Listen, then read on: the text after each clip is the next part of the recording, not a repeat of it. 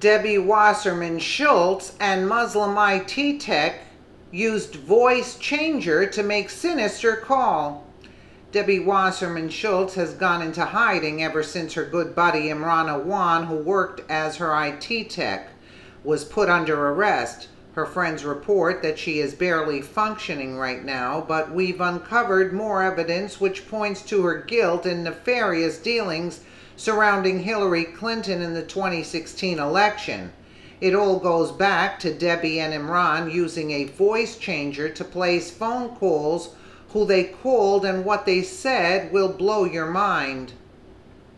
Now that Debbie Wasserman Schultz is under intense scrutiny, another piece to the puzzle is starting to fit, which shows a conspiracy between Hillary Clinton, her campaign, the DNC, and Debbie Wasserman Schultz.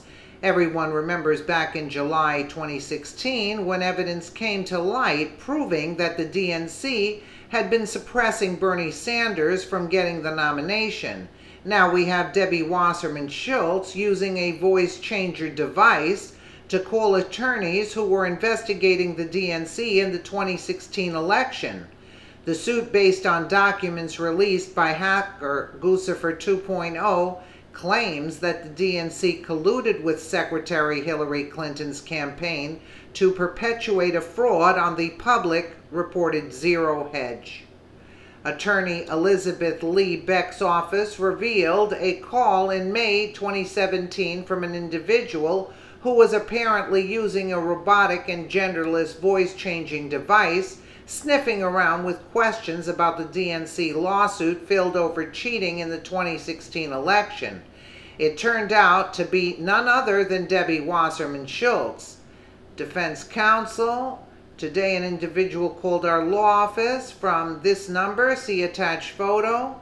Caller refused to identify him or herself, but asked my secretary about the Wilding case, the lawsuit in other words. My secretary stated that it sounded like a caller was using a voice changer because the voice sounded robotic and genderless along the lines of the voice changers used when television show interviews are kept anonymous. The caller concluded with "okie dokie" after my secretary gave the caller public information about the case. After the call ended, a simple Google search of the phone number shows that it was the phone number of Congresswoman Debbie Wasserman Schultz's Avenue Adventura office. What just occurred is highly irregular, and we will be filing the instant email with the court forthwith. Law firm suing the DNC says Debbie Wasserman Schultz's office called using what sounded like a voice changer. Back then it was dismissed as funny.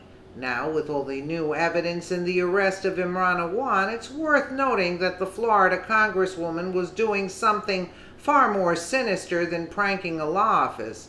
Just what was the robotic voice worried about? Oh yeah, she was worried about Guccifer 2.0 allegations that she hacked the DNC servers, not Russia.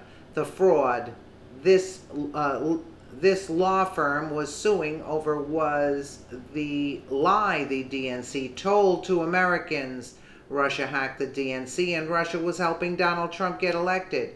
Here's the exact language on the lawsuit. On June 15, 2016, an anonymous hacker known as Guccifer 2.0 released documents purportedly hacked from the server of the Democratic National Committee, DNC, the formal governing body of the Democratic Party and the coordinator of the 2016 Democratic presidential primary race. The hacked documents strongly suggest that the DNC colluded with Secretary Hillary Clinton's campaign to perpetuate a fraud on the public. The named defendants are the Democratic National Committee, DNC, and its chairperson, Debbie Wasserman Schultz. Then we have Seth Rich emailing WikiLeaks back in July 2016 too. Of course, we know how his young life ended, and now the retired homicide detective hired by his family is linking the Awan arrest and Debbie Wasserman Schultz to Rich's murder. Retired Detective Rod Wheeler inferred this with 2 bombshell tweets. Wasserman Schultz, side arrested, trying to leave the country.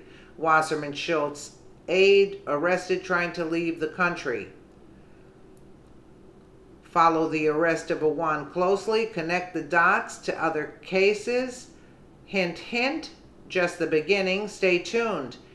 It's not the initial crime or lie in this case that's so bad. It's the cover-up. When Hillary Clinton and her minions decided to spread the Russia hacked the DNC, Russia is getting Donald Trump elected lie that began a huge cover-up. First, they denied the FBI access to their servers, something President Trump recently tweeted about.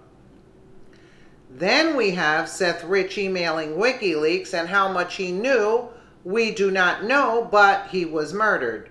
As the lie grew, the pressure is put on the deep state traitors like James Comey to get congressional investigations going into the fake Russia hacking.